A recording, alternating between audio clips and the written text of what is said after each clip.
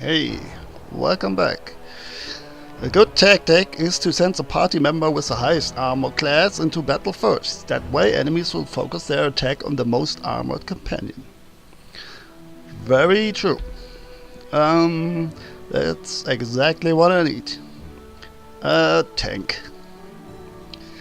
A guy with a good armor who can take a few punches, even at level 1. Yeah, I don't know. Somehow the game seems to be speculating that everybody takes like you know, fighter class or something. We start out with like almost all ranged combat or mixed ranged melee combat NPCs. But I don't really mind. We're doing good so far. We haven't died yet, but that could happen very quickly. Alright, yeah, totally forgot about that riddle here. Huh. Yeah, I don't even need to stand close.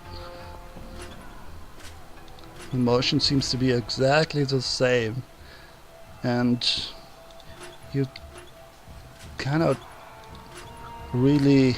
Yeah, I can do that in mid-motion, but doesn't really matter. There's nothing else that I can interact with here, I think. It is done. I mean, we could go close to the wall. If there's like a hidden secret passage, it's probably here behind one of those paintings maybe. But we're not No stopping now. seeing anything. Nope, perception is not high enough. But it's probably not a matter of perception, because my perception is rather high, right? No, here. +5. Yeah, actually not that high. 2, +10. Oh, she should notice. Stern gaze. Nice. Okay. Well, let's move on and see what else is here.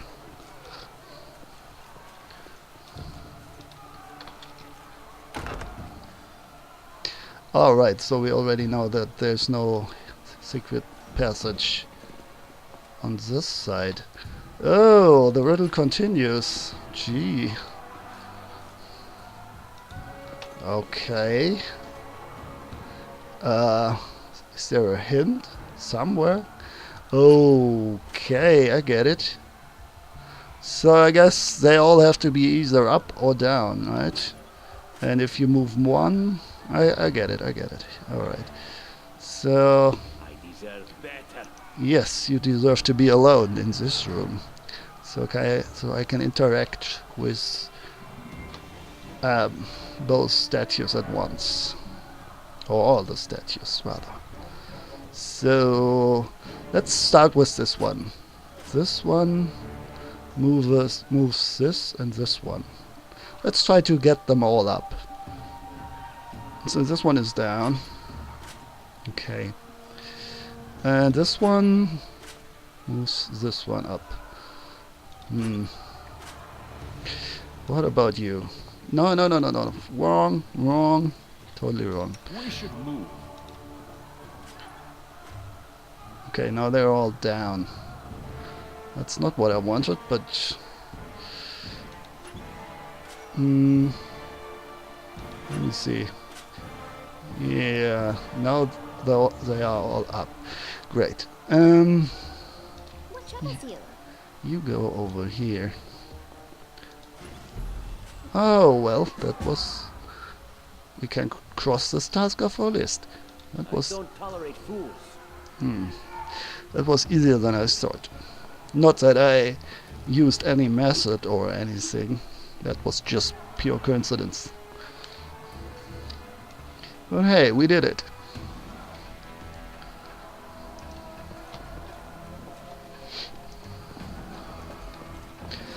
Give me treasure. What's all this? Money. Money. Remove blindness. Ah, yeah, that might come in handy. Another map. A merchant would pay well for it. 2 gold. I don't consider that a lot. To be a lot. Okay, this is just money in different forms.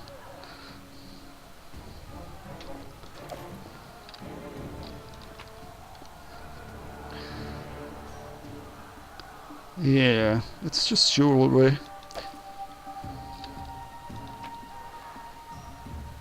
Car figurine.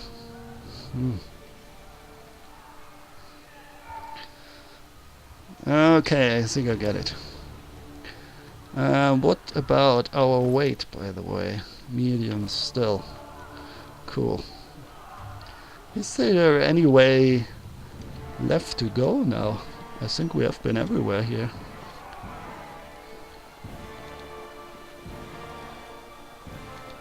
It's burning. There's smoke here. Oh, there's a door.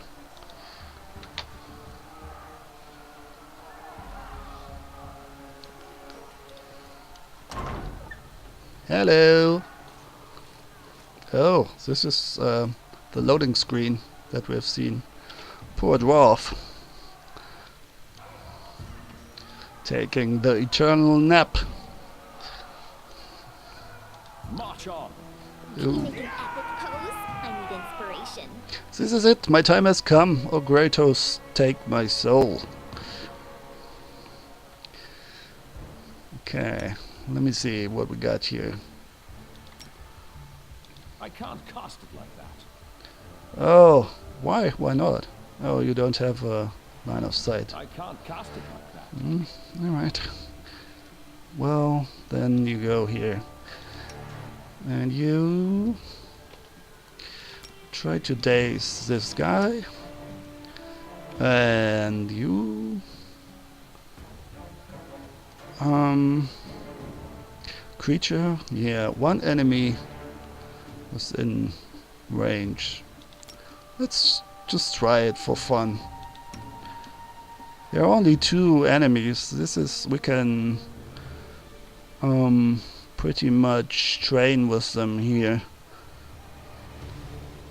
Treat affliction, that is interesting. Tend to a single diseased or poisoned character. Make a lore check. And then I can remove it. That's neat. Yeah. Let's try a touch spell, and after that you can fight with your scythe.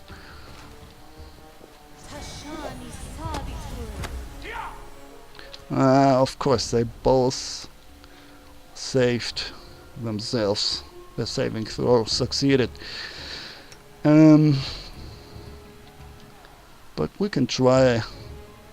Yeah, we could try more often, but Serves you right. it's not really worth it, I guess. This is a level 0 cantrip.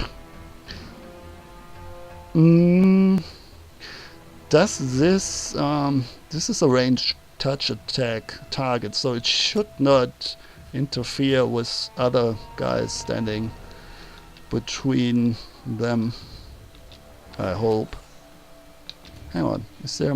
yeah, there's another one there. Yeah, we'll deal with him later. Why are all those sneak attacks? Attacks assassin, sneak attack. I don't know. Gotta find that out.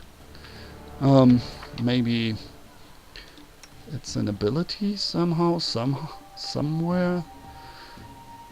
If a character can... oh, it's flat-footed, that's why. A character takes a dexterity bonus, flanks her target. Oh yeah, of course, I totally forgot that. Rear attacks, flanking attacks, This also plays a role. That's great. So the rogue has always to fight at the side, and basically he shouldn't have the aggro, speak in MMORPG terms again. This additional damage is a precision damage and is not multiplied on a crit. Must be able to see the target, cannot sneak attack while striking a creature with total concealment. When he's unable to defend himself effectively from her attack. Yeah, that must be it. The flanking or rear attacks. I think the rear is even worse, right? Now he's facing us though. That's not good. Let me try. I won't give up. Gee, another spell I wanted to say, but no, I've changed my mind. Can we cure you with a spell? Scream, cure light wounds. Yeah, it's gone. It's a level 1. So we've got to use one of our plentiful potions, of our many potions. 1d8 plus 1. Let's do this. Gulp. Oh, gracious, take myself. Oh yeah, so I've seen the name Pharasmi as well. Pharasma. She's the goddess of deaths. I think she's Lady Death, basically. She's kind of neutral. Yeah, as you can imagine, like cold, and she hates necromancy as far as I remember. So I don't know who Gratos is. Don't remember that. Must be another god, not the god of death though.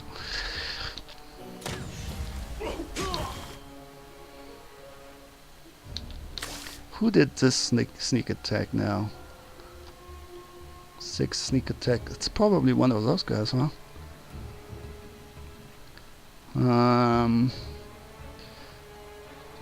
Who cares? Oh, this was brutal.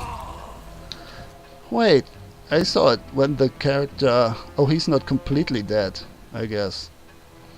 I don't have a... healing spell now, though. Alright. Maybe I can raise the dead with my necromancer here. My newbie necro. Well, that came as a shock. That crit. 10. Yeah, of course. 10. It would have killed me no matter what. With only 9 hit points. That's what I was saying. That's why I was saying I need a tank. Help the wounded dwarf. Yeah. I'd rather help myself first. So, do you have any disadvantages now? Are you exhausted or something? No conditions. Okay, great. Then... Oh, I might as well use one from the inventory. That would probably be better.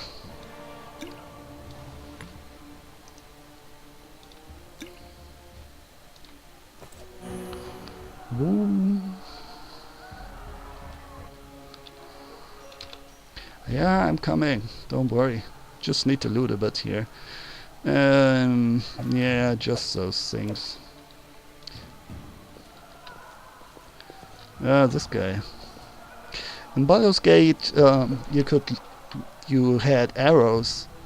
I don't know if they don't exist. If you have like infinite arrows in this game, that would be like an advantage for Grotus, ranged I can guys. sense your silhouette hovering over me. It won't be much longer. Soon we shall meet, O Lord of Oblivion. Lord of Oblivion, Grotus. Alright, dialogue skill checks. Sometimes skills are checked over course. Yeah, convince a character.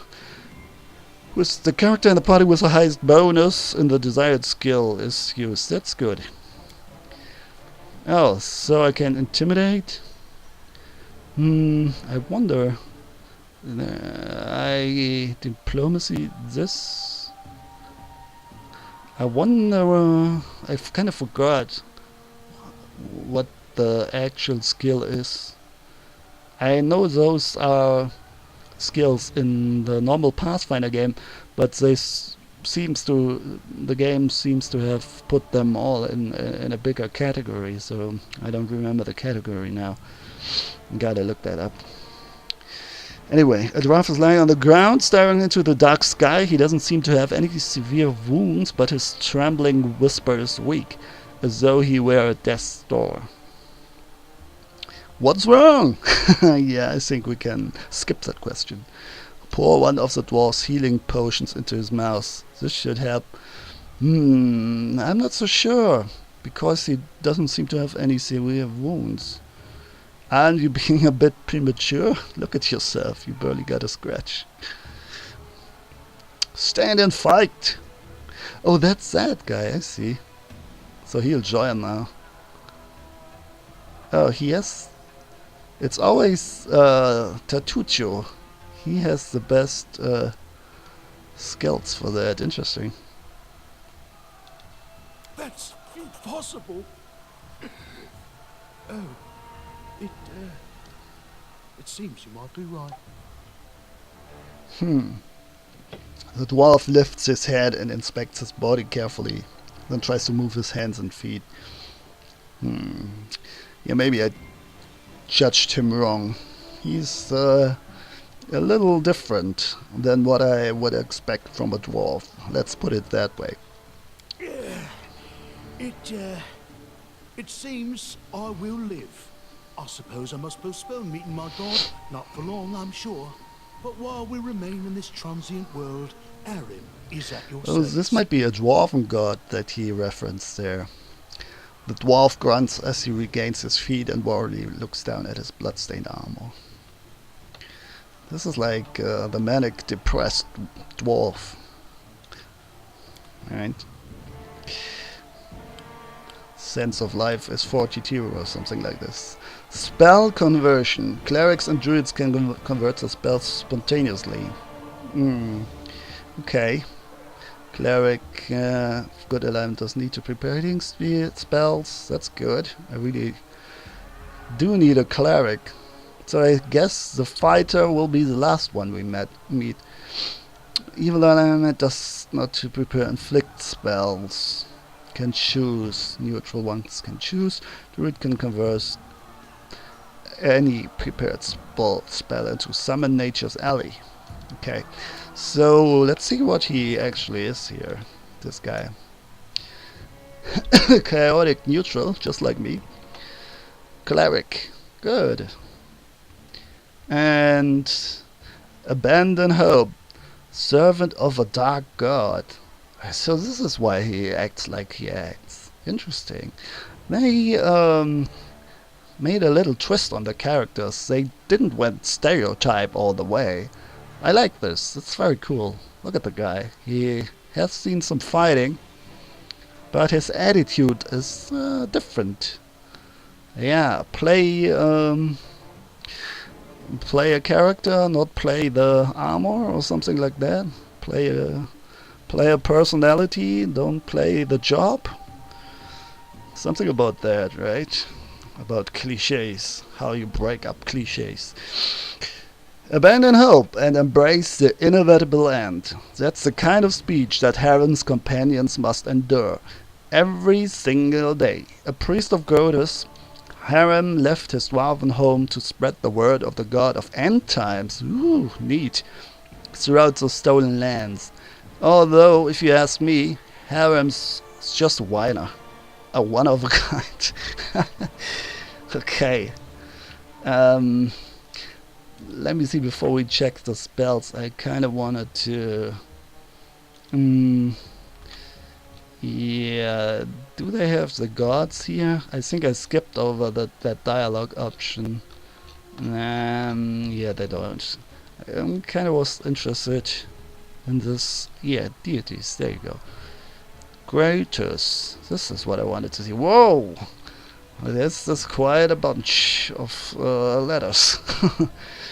Okay, here it comes. Well, you have the ability to like use your little mouse arrow and point at the video or point here at the X of your screen.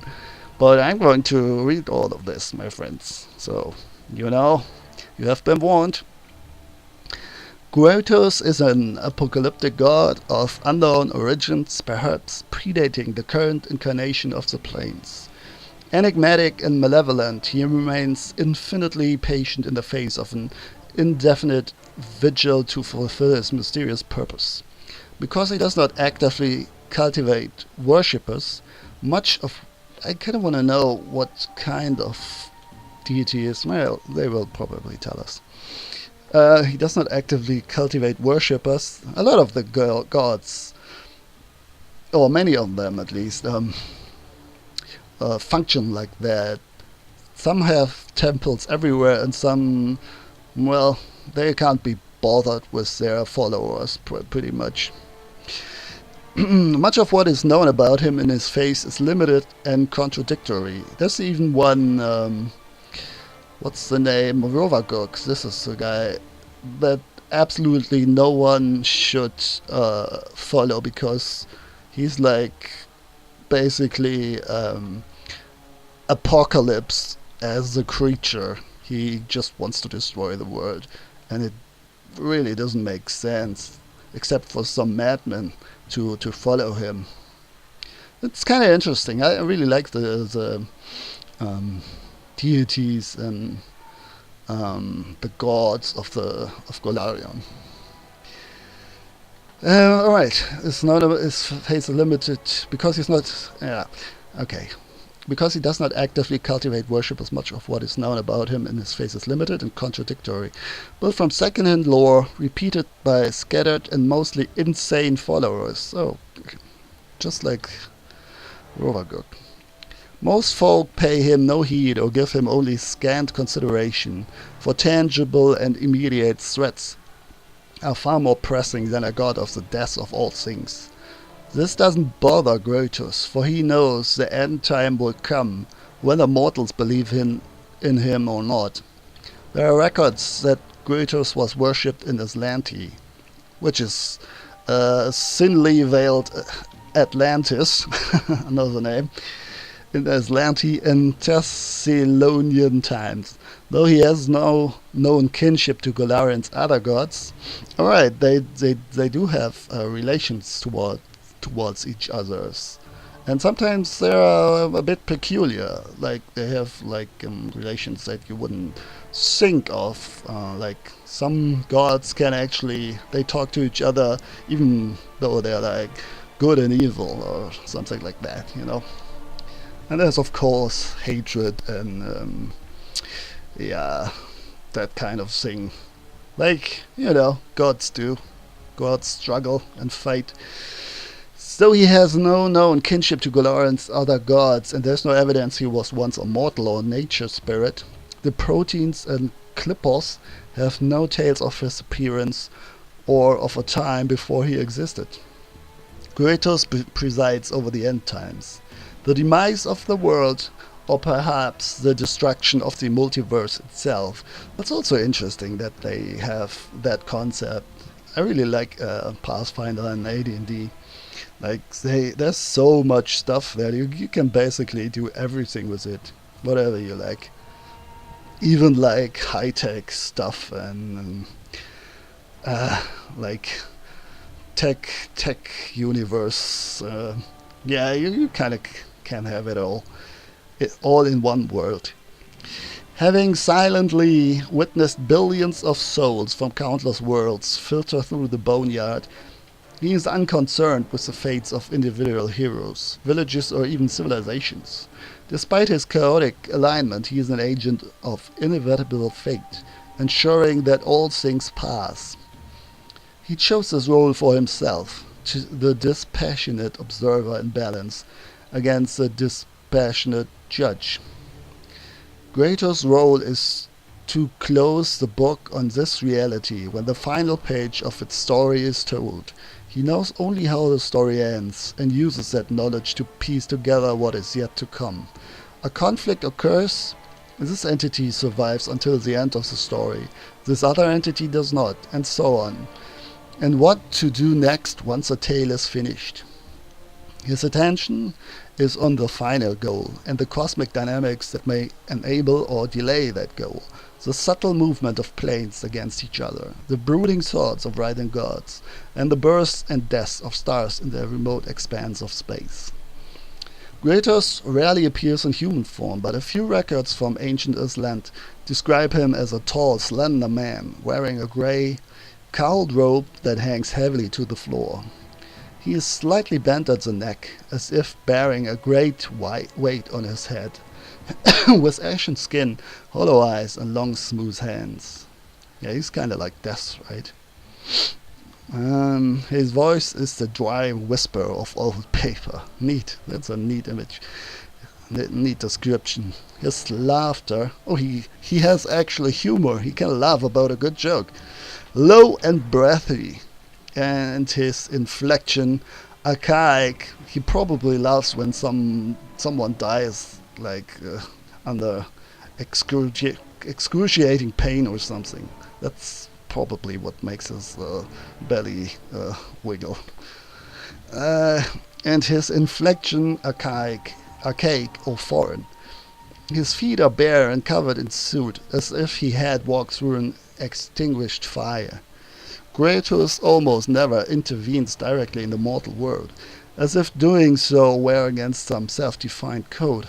His rare intervention on behalf of his prophets grants them a few moments of clarity at those critical times when madness would interfere with his intentions. When he is displeased, madness intensifies, phobias are born or triggered, and eyes become cloudy or weep itchy grey fluid. Interesting. This is quite different from, well, I don't know, I like the concept of new pantheons, and I find this very interesting. Every time I see a new RPG, like with a new world, I'm always kind of interested in that, what the nature of the gods. There's always some philosophy involved in the creation of a pantheon, right? There's even if it's on a very light level, and sometimes it's even a little deeper, but yeah, I find that kind of intriguing. Just as there are dozens of world-ending prophecies, I bet, and the exact definition of the end of all things varies among religions and races, there are many interpretations of Kratos' role. Most of his cultists follow one of these ideologies, called dooms. Neat. And each doom can be considered a splinter cult of the god's vague faith. I wonder which doom this one follows, this little wolf here. Cultists' identification with particular dooms is generally a reflection of the cultists' particular forms of madness. Yikes. And the visions these insanities inspire. Two worshippers with different ideologies may ally with or ignore each other, but rarely do they fight. Well, at least that's something. For time will prove one or both of them wrong. So they're like, they don't really care what happens, I guess. That's interesting. Oh, and they all have a favorite weapons, the gods. The only thing that's a shame, I really like the images in the books, in the Pathfinder books. It's a pity that you don't have that here. So this would be my goddess, but I will read that at another time. Let's see what kind of nice spells this guy has. What domain? True Strike. Intuitive Insight. Next attack. +20 insight bonus. Your next single attack roll Alright. So it's like a guaranteed hit, I guess. Bless, yeah, Bless, I know that one. That's a classical standard buff, the support spell. Morale bonus on attack rolls and saving throws against fear. And it counters and dispels Bane. Okay. Bane, there you have it, the opposite. Saving throw. Many spells have a saving throw. Fear and doubt, and this just gives melee penalty on saving throws against fear effects. Alright. -1 on attack. Right. Blast, Cure Light Wounds, cause fear. This is quite useful, probably. Doom. Feeling shaken. That's just a little less efficient during a fight. But to be honest, at that level with that low hit points, it makes more sense just to kill your opponent. The time you waste casting a spell to weaken him is the time in that time you could have killed him. So, and later on, there are some spells that grow with the caster level. Those are good, but if they don't, they become useless. So there's some spells I kind of avoid like completely.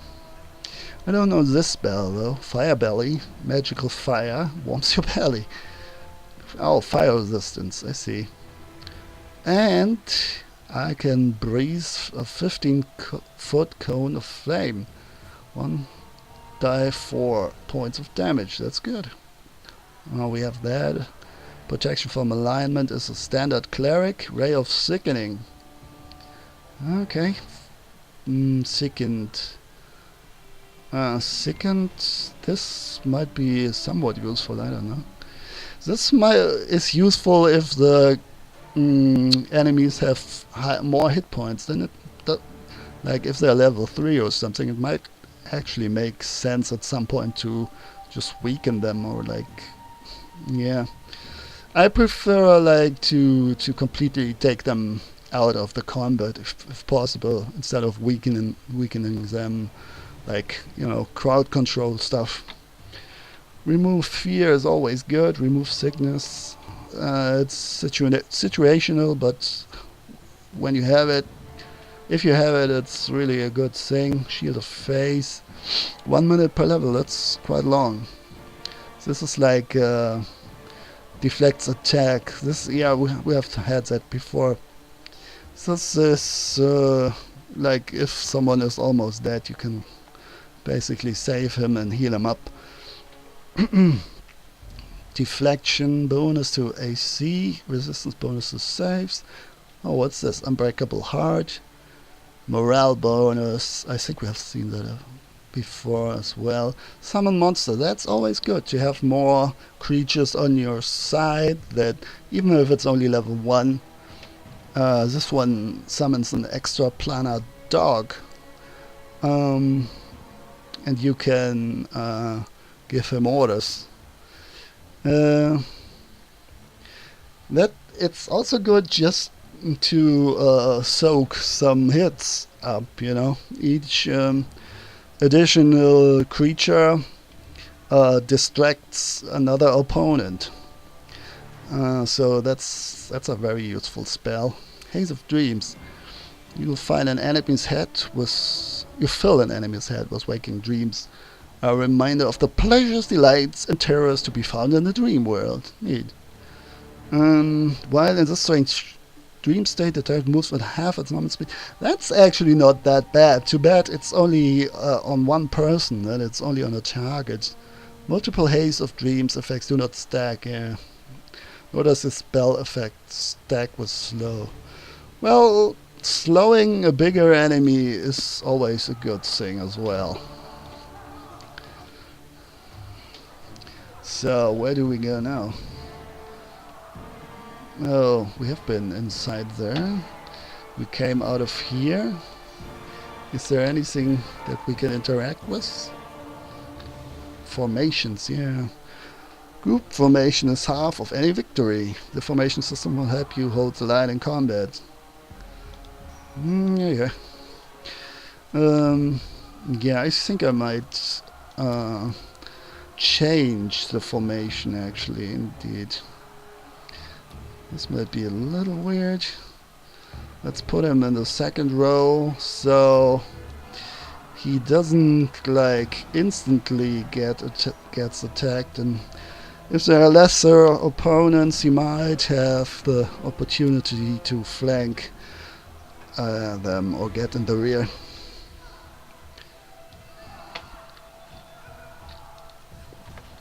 Let's stick to the wall for a moment so that we don't miss anything.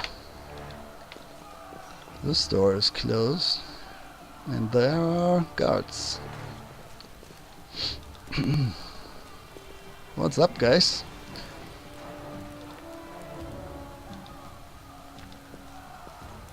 You, run and get an axe. You, bring more water. You, stay here and hold our defense. Those assassins are still around here somewhere. Keston Garrus. Will you be my tank, please? The stout man's unshaven face is covered.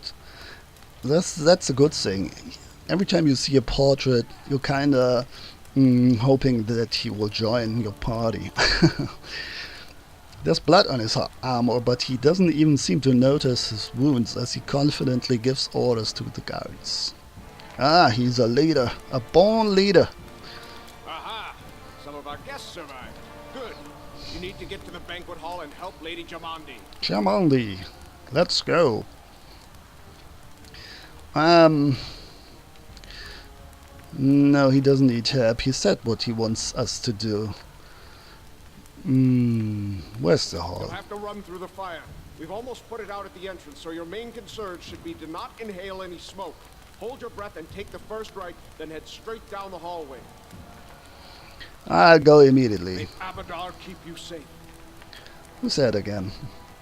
Abadar, the god of cities, law, merchants and wealth, also called the god of walls and ditches. In the Eastern Dragon Empires is known to be a patient deity. Maintaining, I know why I didn't choose that god. Maintaining, gee, a strong neutral stance in his actions. He sets forth to expand civilization and order among the peoples of Galaria. Yeah, civilization. We and all that, merchants go through the fire. We all have that in real life. That's why I'm not especially fond of that concept in deities, you know. So I am supposed to walk through there. We do have that fire belly thing, right? That is supposed to give us some resistance. But I want to check if we have looted everything. No, we have.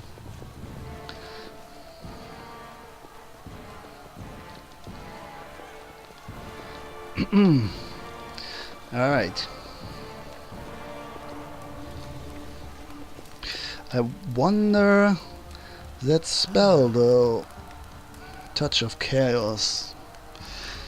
A target with chaos and a melee touch attacks anytime they must roll twice and take the less favorable result. That's just a debuff. Channel positive energy. Heal living. Oh, that's neat. Treat affliction. Charge. True strike. Bane. Alright. And what's this?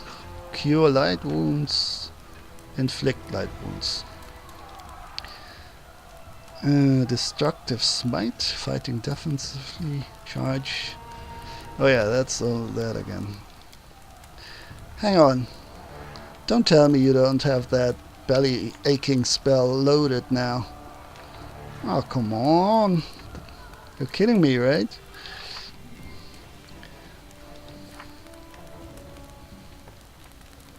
Yeah, spells memorized. Bane, he only has those 2 spells. I mean, I could rest, but let me see. Let me read that again. Fire resistance 5 would be neat, but I'm not sure if this is a good place to rest. Maybe we have some other means to extinguish that fire. Oh well, let's just try to get through here. And so our adventure started. Oh, illustrated book episodes. Some game events play out as illustrated book episodes. So that's cool. The decisions you make during these episodes can have drastic impact on the development of the game's plot. As with dialogues, you will often need to make various skill checks during these episodes. Neat. Depending on the circumstances, sometimes you will need to choose one of your party members to perform an action, and sometimes an action will be automatically performed by the character with the highest skill bonus. I loved those Ian Livingstone interactive books as a kid. That totally reminds me of that. You know, where you had like certain blocks of text that were numbered, like 3 on one page or something, and then it says if you want to do this, skip to page 98, and if you want to do that, skip to page 80. And then the story continued, and yeah, it was like a little mini solo RPG. This is what this is reminding me of. Alright, and so our adventure started earlier and much more tragic than we'd expected. The whole team who'd gathered in the hall yesterday had been reduced to but a handful of brave souls, led by Victor, and not at all by that scoundrel Tartuccio, no matter what he might have imagined of himself. Jamandi Eldori was waiting for us, but to get to her, we'd have to march through fire. Literally. As we approached the burning building, we... went away again and tried to find a less dangerous passage. We covered our noses in nails before we rushed inside. That's definitely necessary. Drenched ourselves with buckets of water. That's useful. I would like to... First of all, you shouldn't do this. That's the right answer right there. But if you would have to, it's like...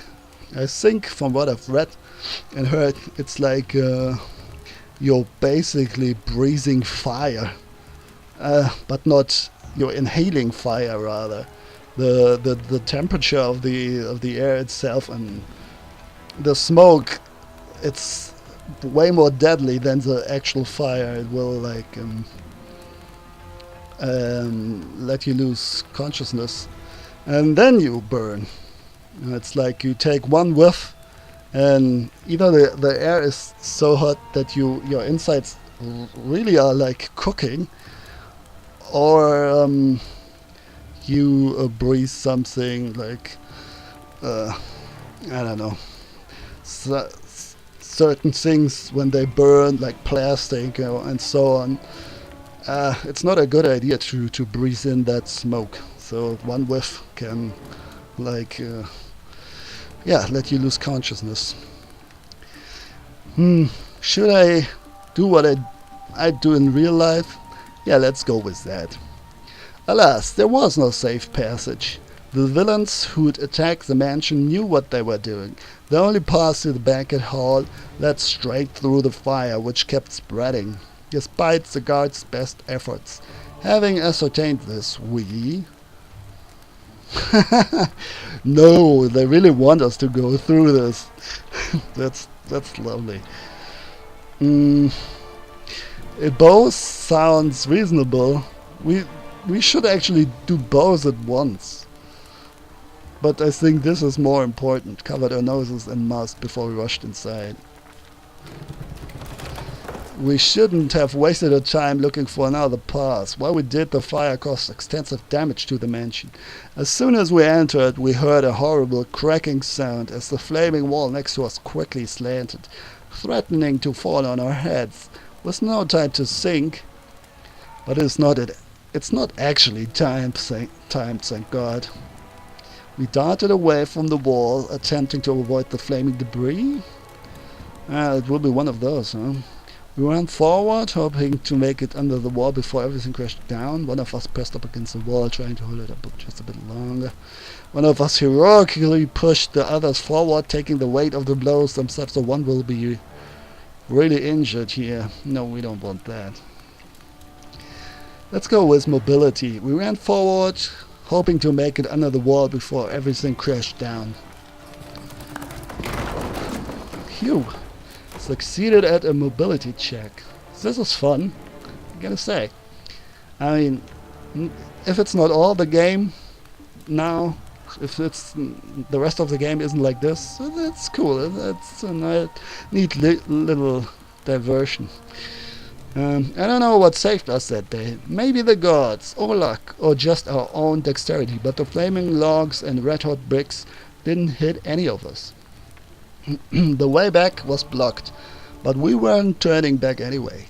We had only one way to go. The hot air burned our lungs and our eyes watered from the smoke, but Victor led us stubbornly through the flames, while Tutuccio did nothing useful at all. We'd made it to the hallway leading to the banquet hall when we heard someone calling for us. It was Valerie, one of the guards I chatted with a bit in the banquet hall. Even then, in that calm setting, I'd been stunned by her beauty. But now, amidst the smoke and flames, she looked like a celestial avenger. She's probably an Azimar. An armored deity, menacing but beautiful and merciful, descending from the higher spheres to help us poor mortals. She held a burned, barely living guard in her arms. "There are two more," she shouted as she passed by us. "They are wounded. Help me pull them out." Tutuccio grumbled something about how Jumanji was waiting for us. Meanwhile, Victor shouted to Valerie that she should leave them and join us up. Nah. Athletics rushed to save the guards from the fire. Oh, shit. Failed. Saving the poor fellows was harder than it had seemed. We inhaled a lot of smoke and burned ourselves more than once before managing to pull them away from the fire. Only then did Valerie pause to catch her breath and wipe the sweat from her face. "Thank you, that was truly noble of you," she said. "And now let us rush to Lady Aldori's aid." And showing the guards we'd rescued were relatively safe, we made our way to the hall, where the battle was already in full swing. I like the wit that this little Lindsay character presents here while writing all this down. And this also reflects generally the wit that is in the story and writing of this game. So far, I am enjoying this.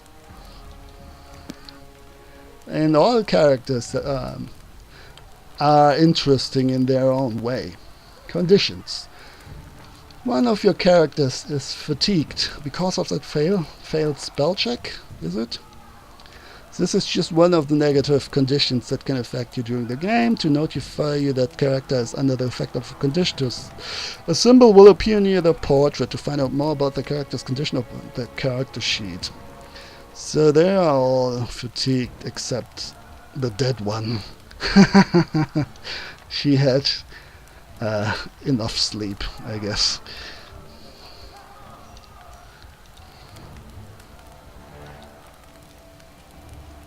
If I ever get my hands on that arsonist. Thank you, Valerie. I owe you my life. So she has joined us. Our new tank. I guess that means... Hang on. I gotta first check out what she's actually capable of here. Valiant Defender. A reliable comrade in battle, proud Valerie rejected her destiny as a paladin of Shellin. Oh, hang on, she's lawful neutral. I see. Shannon is like a chaotic god. I like this goddess. She's like very playful, and I think she guards adventurers and you know um, those kind of types, artists and love. Um, uh, yeah, like couples that are in love, something like that. So, as a paladin, rejected her destiny as a paladin of Shalyn, instead leaving the order behind to find her own way in life. Her loyalty to our cause is only matched by her divine beauty. True, she can be a touch arrogant at times, oops, but I always feel safe when she's around. Like she's a rock I can cling to. That's interesting as well. But proud Valerie rejected her destiny as a paladin. So what is she actually? Tower shields specialist? Uh, wait. Rogue? This is the description. Tower shield specialist. Huh. Weird. Alright, so she's super tank. minus everything. She is a rock. Okay. So yeah, no wonder that she didn't that life didn't suit her. Like Shalyn is doesn't really fit the she is good, but that's basically the only thing that she has in common with like your standard paladin.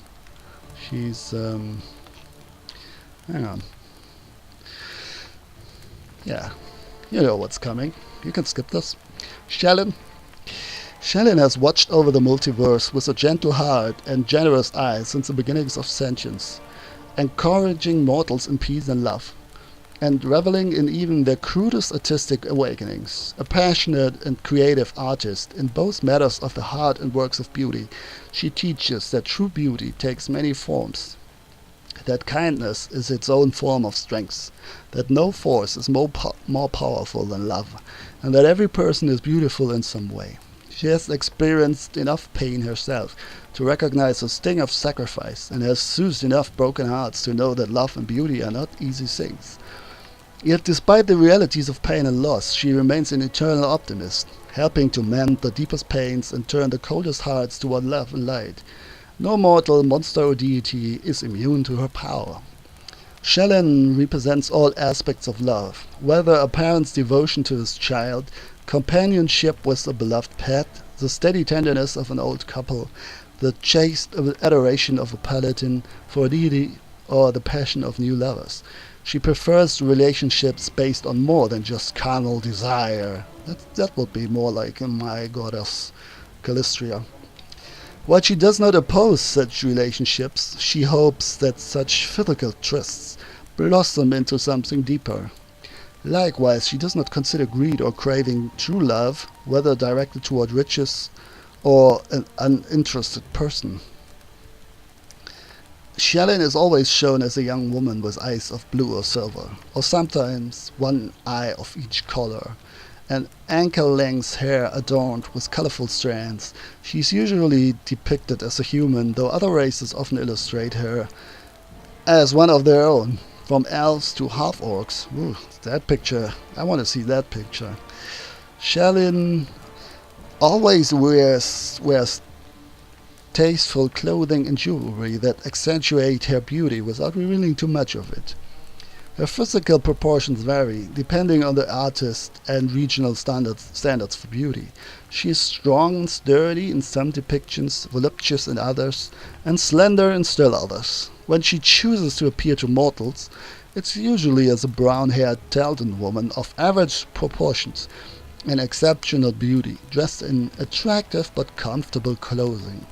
Her avatar is the embodiment of passion, energy, and devotion, and nearby objects and even the air and light themselves bend toward her as if in ecstasy. Ooh. Shalyn is the daughter of an unknown mother and the spirit wolf Thron. the prince that howls. In Primordial, oh, a spirit wolf. Well, that's an interesting offspring, interesting parent combination. In primordial times, Thron roamed the mountains, forests, and skies, singing his farewell ode to life, song and love. From his many unions came 2 children greater than he, his daughter Shelyn and his son Dubral, who, as the only close relatives among the major deities of Golarion, shared the divine portfolio of love, beauty, art, and music. Ages ago, the siblings quarreled, and Dubral departed to regions past the edge of the great beyond. Abandoning his divine interests and responsibilities. When he returned, he was transformed into the dark god Zon Kuton. Oh, right, I remember this story. This is like a ghost god. Like a cyber ghost god. Yeah, he's interesting as well. He's also like the super sadist, twisted by the things he'd experienced beyond the borders of existence into a dark mirror of his former self. His devotion to beauty had become mastery of mutilation, love had become misery, music had become screams, and the art of creation had become the craft of torture. He mutilated and reshaped his own father into his herald, a thing of pain and horror. See page 340? Alright, someone copied and pasted this. When Shelyn reached out to greet her lost brother, he pierced her hand with his black nails and responded to her tears and pleading with violence. The siblings battled again, and eventually the goddess wrested his glaive from him, thinking it was the source of his corruption. The two declared a truce, a tenuous peace of silence and avoidance. Despite the hurts he has caused, Shelyn believes that her brother still exists within the twisted thing that he has become, and hopes to someday redeem him. Her story of love and devotion, despite sorrow, inspires mortal friends and lovers to persevere in adverse circumstances, bards to craft epic songs and tragedies, and artists to create works that touch the soul. Oh, touching indeed. So she's all about passion in many forms. Shelyn sometimes contacts her faithful directly, but she prefers to work through reassuring thoughts, reminders of loved ones, or memories of favorite music. Songbirds are sacred to her church, their presence being considered good luck. Most of the temples include feeders on the roof or in nearby trees to encourage birds to visit and nest nearby. Especially blessed artists may receive visions of Shelyn's realm to inspire their works, and bereaved lovers may experience dreams of walks in the realm's rose gardens with their deceased loves. It's a little bit spooky though, huh? Shelyn's displeasure manifests in a number of ways, such as a brief glimpse of a repellent reflection in a mirror, a lover's quarrel, a bird singing off key, or wilted roses. So there will be probably a lot of off-key singing birds around us with our new friend here. She is greatly saddened by those who betray the ones they love, and haunts such folk within her congregation with guilt and the subtle sounds of those they betrayed, until they either genuinely ask for forgiveness or abandon her faith entirely. Shelyn's holy symbol is a songbird with rainbow feathers, and her weapon is the glaive, whisperer of souls, seized from her brother Zon Kuthon and claimed as her own. She keeps the weapon as a reminder of her brother's transformation, and to show her worshippers that it is sometimes necessary to fight for the things you love. Yeah, I could have chosen her as well. I like her background. So, we're through the fire. There's probably one more battle here. The final battle. Follow me. Yeah, maybe we should prepare a little for that, huh? I'm not sure if I want to rest, though.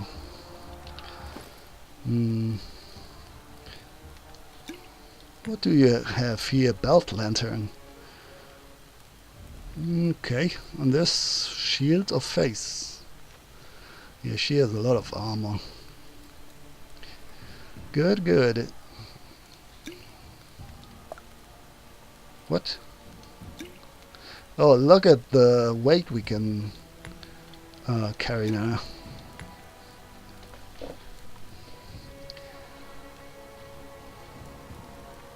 Alright. I need you to use this last potion. And the rest we'll have to do. I hope they don't get into a melee combat anyway. What kind of weapon does she have? Bastard sword. Alright. Cool. I like this. But I am going to take a break here. See you soon. Bye bye.